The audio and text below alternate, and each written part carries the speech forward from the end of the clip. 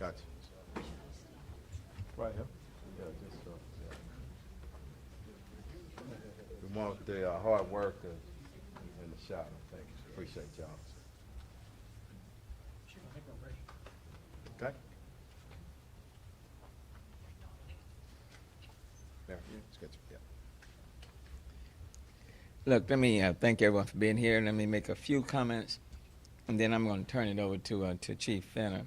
I think many people have seen the incident that happened on February the 13th at about 11:30 a.m., where, and her name is Noon True, had just, I think, gone to a bank and was in the Bel Air area, and this individual came up and attempted to grab, I think, like her purse, and then took off and saw that he didn't have the money, so he went back and then grabbed her and slammed her down.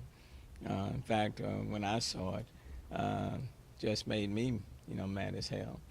Slammed her down like she was a bag of potatoes. She's still recovering from that incident. And look, let me just say that any incident, any assault,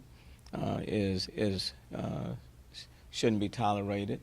And I know after seeing this incident over and over again, I had a conversation with Chief, and I called him and asked whether or not what type of leads we had, and that this was somebody that we needed to apprehend, get off the streets, such that this person wouldn't do these type of things to anybody else. And just at the forefront, let me thank HPD, the detectives, all of those who worked on this case, because as you will hear, this person, as well as somebody else, has been apprehended and is not on our streets at this time. But these sort of incidents are not going to be tolerated in this city. And I just want people to know, if you are foolish enough to commit these type of crimes, we will find you. It may take a few days, may take a few weeks, but we will find you, and we'll get you off the streets.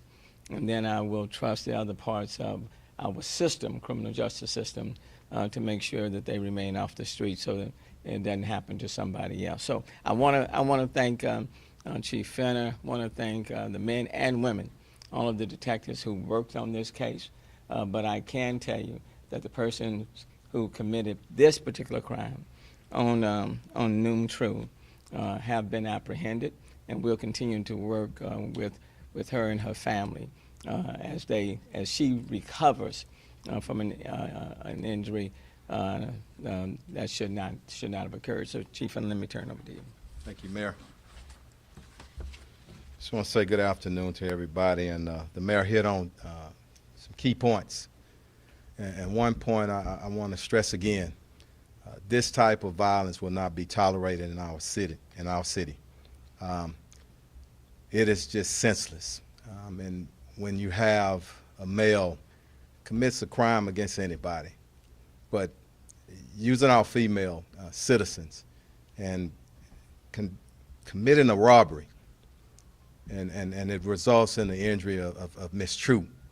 I just spoke to Miss True about an hour ago and assured her, and I want the city of Houston to stand behind her. She's very serious injuries.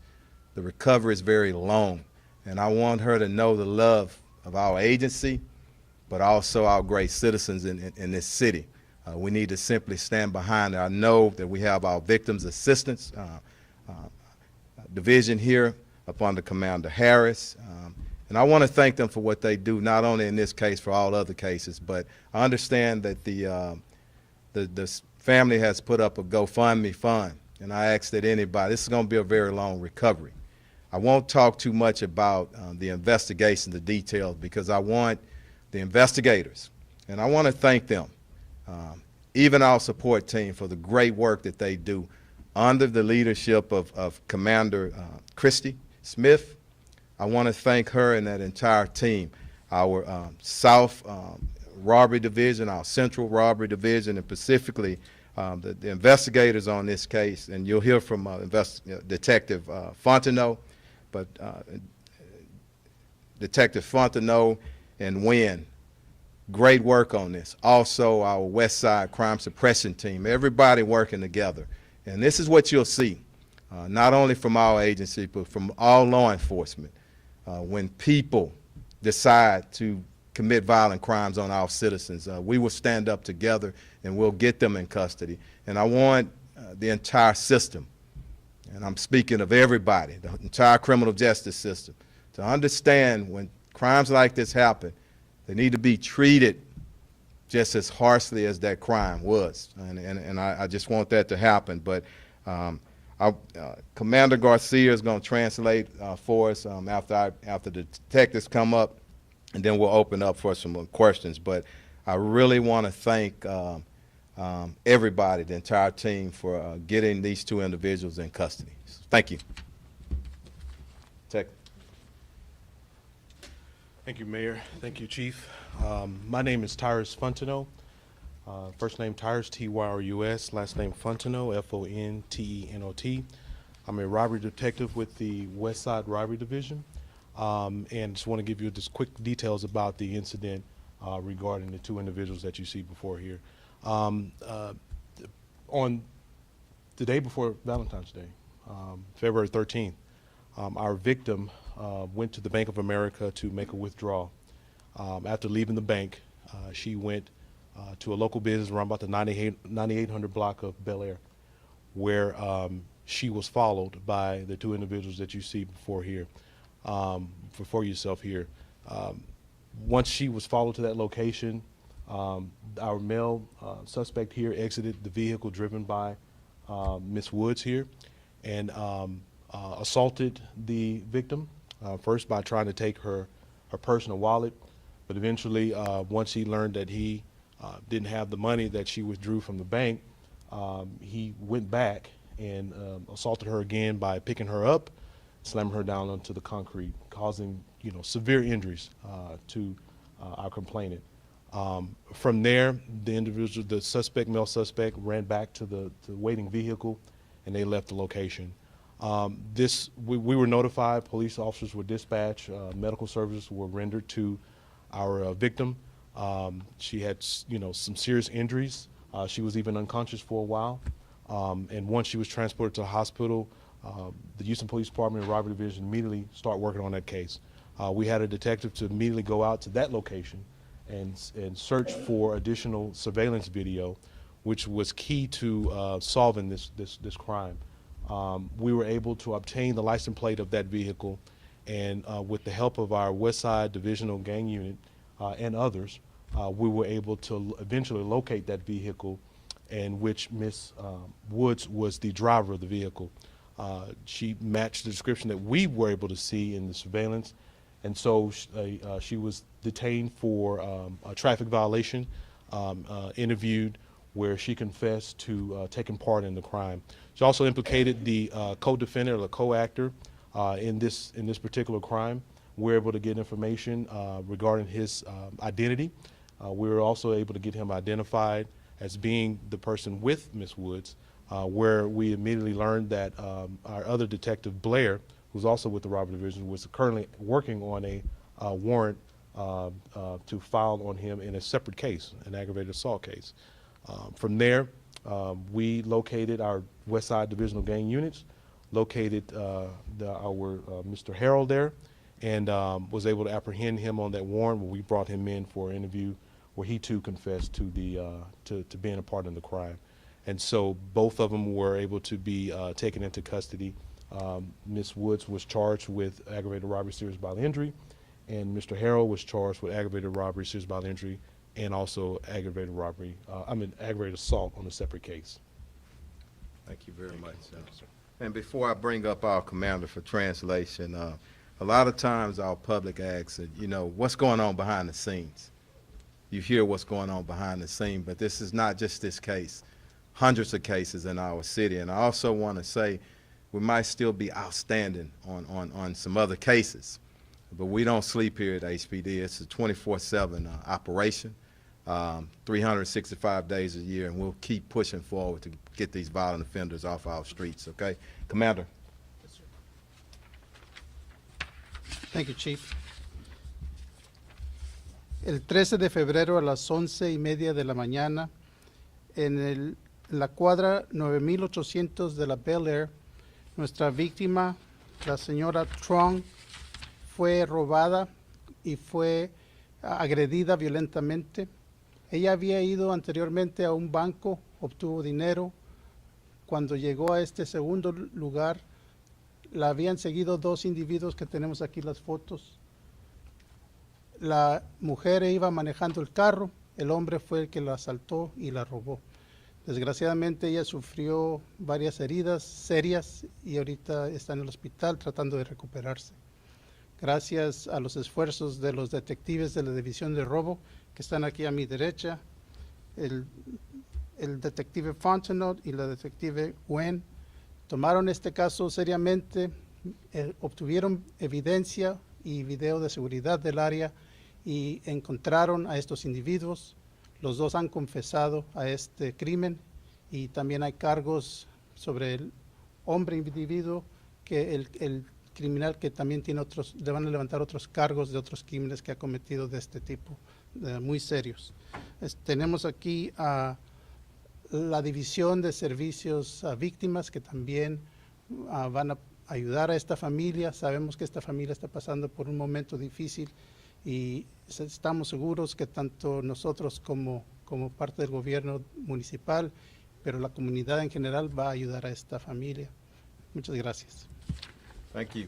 And Commander is not only a great translator, Commander Garcia, he's also my chief of staff, and I want to thank him for what he does for me and this entire department behind the scenes, too. Thank you very much, Commander. And we'll open up for questions, the mayor or anybody else. Go ahead. Just to clarify, both are charged with aggravated robbery, serious bodily injury, and Harold's charged with aggravated robbery in an unrelated case. Yes. Did that involve like drugging or anything too, or? Aggravated assault. Aggravated assault, yes, sir. Okay. All right. Are they behind any other cases that you know of at this point? We don't know. Everything is active. It's only been a few hours, really. So, of course, we're going to try to work through, and we do have confessions, but we want to make sure that they're not connected to any other cases. And a lot of times they are, but I don't want to get ahead of that. We want to when we Do get they have criminal histories? you can speak. You can speak to it. Yeah. Yes, Mr. Harold does, but Ms. Woods does not have a criminal history. What's his look like? There are various crimes, mostly juvenile, so we can't, talk about that. Okay. He's only 17, she's 19. Any thoughts on that? Well, I can, and the mayor's probably want to add in on this. It's sad, okay? It's not an excuse, okay? You're talking to and seeing two guys from the neighborhood. So we do understand that there's challenges, but we're doing everything that we can do in this city, and we all want to do more for those young individuals. But they have to want to change as well. But it's important that we do what we can with our youth programs and other social services, step up. But at the same time, everybody has to want to do the right thing. And you got to have, it's your mindset and it's what's in your heart. And I'm not judging any individual. I'm just talking in general.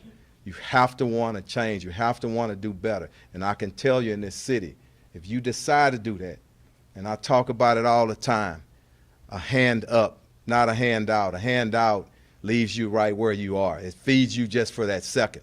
A hand up is you empowering people by working with them. Those resources are here, and they just have to accept it.